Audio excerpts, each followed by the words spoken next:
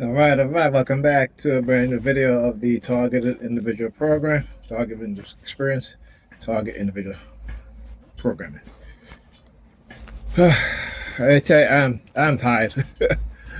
I spend a few hours putting in new fans in my daughter new PC case, and so it took me a little while, and I finally got everything working. It looks amazing. And I had changed her PC case, about a week ago, and but I needed the rest of the fans, and they didn't come until today. So finally arrived, and I said, you know what? She was sleeping. I said, let me take the time and put the new fans in.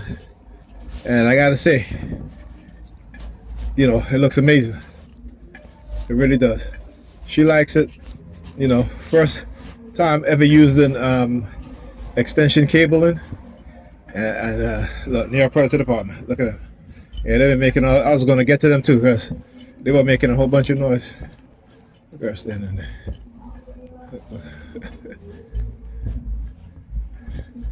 All right, so yeah, I was upstairs. I was in the house, and they were making all this noise and sent me subliminal message. What's happening tonight is going down tonight. I'm like, okay, whatever. About sending me subliminal message about assassinating me using silent sound. Oh yeah, you hear them using sirens? Using silent sound. I was like, okay, well, go ahead then. I'll double dare you, I'll triple dare you. All right, because you'll be assassinated too. They're criminals. There's a YouTube channel.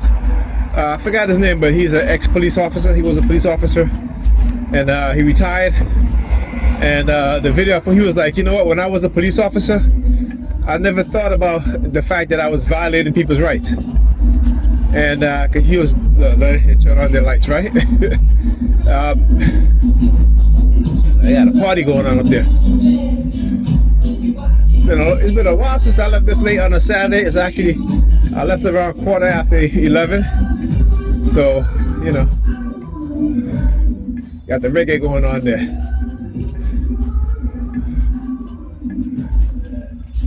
But yeah, anyway, they were sending me all this subliminal message. I said, well, okay, go ahead.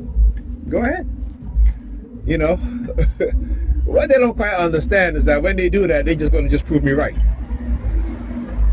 You see, that's the thing when you have people in positions of power, when they attack someone, particularly, we talk about coercive pro, is to try to discredit you for what it is that you're saying that they've done to you, right? They try to discredit you and use the psychiatric labeling. And again, that doesn't mean that what they've done to us have not psychologically damaged us, because it has, but it was done by external factor. It's not something that was hereditary. It was something that was done by external factor, using covert warfare, covert psychological warfare, covert cognitive warfare, coercive persuasion programming. A lot of us are attacked because of many reasons. Bloodlines, because you're a good organizer, and the one thing that the racists in the U.S. government does not want is a repeat of the civil rights movement. All right, so for those who are highly organized and have organizational skills, particularly if you are into civil rights, if you're into civil rights and you're a civil rights activist, they will attack you. You just don't know. You just don't know. Okay, and the way how they do it, again, using covert psychological manipulation, right? Classified technology, and that they'll tell you that this technology does not exist, but they sure do. I've spent a decade and a half, okay, observing, recording, documenting what it is that they've been doing to me, my children, my family members, and using people to engage in, coercive persuasion programming, cognitive warfare, and so forth, right? And covert warfare. And this is why you see like I said, every time I show you guys in your Predators Department what it is that they do, because they are Predators Department. They'll try to discredit you and to call you a predator. But I'm just laughing because, again, we're talking about the the cognitive warfare of black boys. See, a lot of us when we were younger had no clue. Our parents had no clue, and this is what I talk about, right? When you have parents that know instead of parents that believe, because too many of our parents rather believe than rather know, right? So we talk about in the early 1990s, Hillary Clinton talked about young black boys being super predators. How was that possible, right? How was that possible? Okay, when you look at coming out of the 1980s, the war on drugs and so forth, right? All of a sudden, early 1991, 1992, they start talking about black boys being super predators. And then what do you see after, what, a decade later? You start to see young black children, not a lot of them, okay? Because remember, they like to over-exaggerate shit, right? Committing, crimes in which they never would have done before. I always talk about the white supremacists, particularly pertaining to black people, is that when they start labeling us and giving us a certain label, particularly when we are younger, it is because they're conditioning us to be exactly who they say we are. This is what you need to understand, all right? And it isn't until I started to figure out what it is that they were doing that I was like, you know what? I'm not going to let them get away with it. It will never happen. Never. And, that's when they started attacking me heavily. But I knew, studying the tactics and the methods, reading about it from different websites, reading books, listening to YouTube videos about dark psychological personality traits, learning more about psychological manipulation, people's personality types. I'll talk about one of the books that I read is R.K. Simmons' Wolf in Sheep Clothing, right? Which teaches you how to recognize certain people's personality types. And again, once you become more understanding and knowledgeable about people's personality types, then you begin to move accordingly and act accordingly when it comes to engaging in certain type of people. With me, I don't really engage with people anyway, unless we're on the streets, unless we're talking about something that I want to talk about. You know what I'm saying? So in terms of like personal conversation with people, I don't do that. I don't do that. These Negropeans are agents. They are agents. So a lot of black men today are realizing what's going on. And that's why you see that they stop going to these clubs and picking up these women, because these women are the ops against us. More so now than ever. More than our parents ever was. Right? And our parents didn't even know. Particularly our mothers. Right? But, back then, at least, when it comes to the black women, when you're dating them, they were more, they were more, let me see, is he turning? I want to, okay, I think he was going to turn. He's not turning. I want to get the license plate number. I can't really get it because he looked like he was turning. See somebody walking to the corner, they decided to go straight. See, that's what they do. I talk about how they they improvise and they they'll change tactics. But now these women, now you look at how they speak, look at how they talk about men and to black men. Everything is about money, right? So how did they get that idea now? How did that idea been popped into their head? And I've talked about this for the past decade and a half, right? There have been a concentrated effort on black women so that they can engage in cognitive warfare against black women, right? And this is liberal. This is, the conservatives would, they may be a part of it, but the majority who are doing this to us and our women are liberals, right? The white racist liberals that Malcolm X talk about. Okay, when you look at cities and you look at what it is that they do to the black population, and again, Negropeans don't want to look at the truth.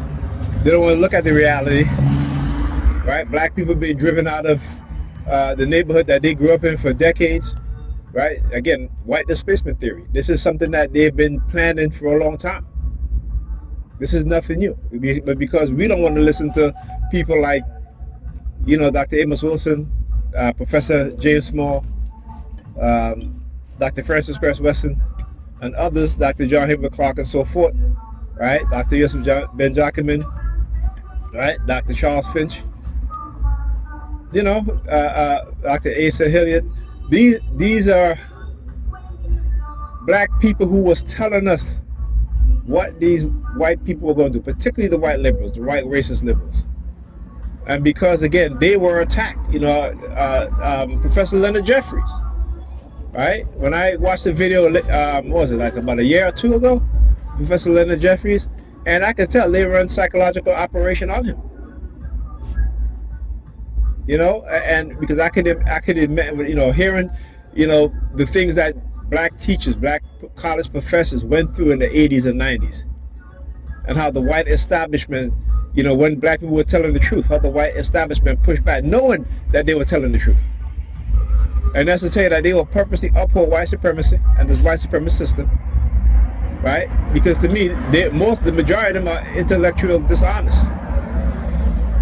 All right, you have a lot of them, and particularly with the conservative right, they have infiltrated the science sector in order to discredit science. So you start to see a lot of papers, scientific papers being reviewed because guess what? Guess what? They lied. They lied. And you've never seen that before. Why? Because scientists were at one time the most intellectually honest and scientifically honest people, right? I'm not talking about the archaeologists. I'm talking about the biology, because a lot of them, they lie about biology of this whole race thing that we still feed into. You know what I'm saying? There's only one race, right? Everybody else came from black Africans, right? Everybody else is just a genetic mutation of black people, right? When I say genetic mutation, not a evolution, but a genetic mutation, right? Whether it be albinos being born in certain climates, or they were part of the out of Africa migration into Europe and other places, and they know this. They know this. I was talking to the TI in California. She's Japanese American, and she was talking about, there are people in Africa that look like Asian. I said, no, there are Asian people that look like people in in Africa, because in Africa you can find all the features that you find in Europe, in in Asia. You know what I'm saying? You can find the coercive people, naturally slanted eyes. How is that possible, right? They'll say, well, it's because of climate, right? The wind. No. These group of people is also part of that migration out of Africa. Not to say that that wouldn't happen, but when you look at also their DNA, these are some of the oldest people on this planet, right? I mean, come on. It's like they try to take everything away from Africa and Africans when the evidence is quite clear and it's there, and they will gaslight us to our face. And because of how we're programmed not to question, not to see these things. That's how we are. We are a programmed people. We are domesticated people, right? I mean, look at this. How is it that in Africa, where you have people who are poor, where you can find some of the most brilliant minds? You can find Africans who will go into garbage dumps, little children, building things that, without any school training. They're just naturally intelligent. And instead of those African nations investing in their young people, those who are brilliant, they don't do that. Why? These are your future. These are the children who's going to go, and even the young adults, or even the older adults, right? Invest in them. They don't want to do that. Where you see everywhere else, the Chinese invest in their brilliant young people, right? In America, what do these tech oligarchs do? They go to these historically white colleges, Princeton, Harvard, Stanford, MIT, right? And they talk to the professor. Who's your most brilliant student? Which student? This is the conversation they have. They go to the universities to recruit. right? Black people, I mean, you know what I'm saying? Because we are conditioned not to see each other as they see each other. As we are conditioned not to see our young people as they see the young people. Because a lot of us have that built-in program hatred that because our life didn't pan out the way it is, then we don't want our children or other young people's life to be better. Right? Black Americans didn't march in the civil rights, they didn't go through all of that so we can be taking backward steps. But the white supremacists were very, very cunning and slick in terms of what they did do. They gave themselves a 5 decade plan to where they can start reversing the gains that black Americans did. And white people have never forgiven black Americans because of what? Because of them standing up for their own rights. That is how wicked and evil a lot of these people are. They have never forgiven black Americans for showing the world exactly that America is not what it says it is. And white people hated black people for that, black Americans for that. They hated black Americans for that. This is why when they bring immigrants to this country, they create a separation so you don't see yourself as your black brothers and sisters. You see yourself as Caribbean, as Africans, right? You try to disparage black Americans, okay? But without black Americans, we wouldn't be able to come to this country, right? And it was because of them.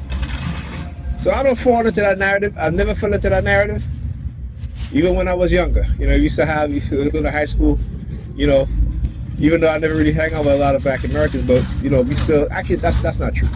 And sometimes we did. So I shouldn't even say that, you know. But, yeah, I never really had that mindset.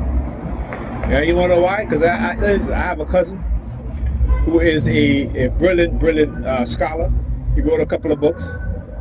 And I remember him taking me to, you know, these little places in Manhattan, right? When he was doing a genealogy trace of his family history.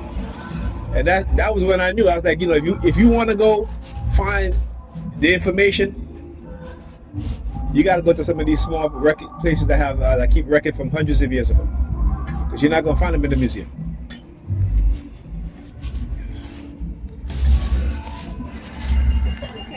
Thank you so much. You're welcome.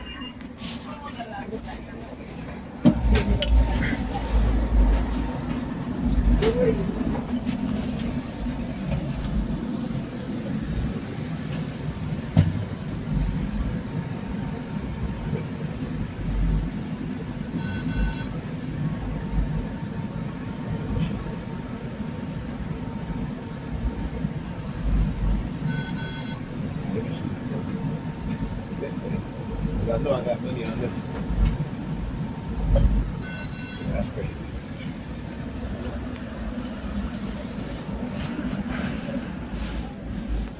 Let's see if I can show you.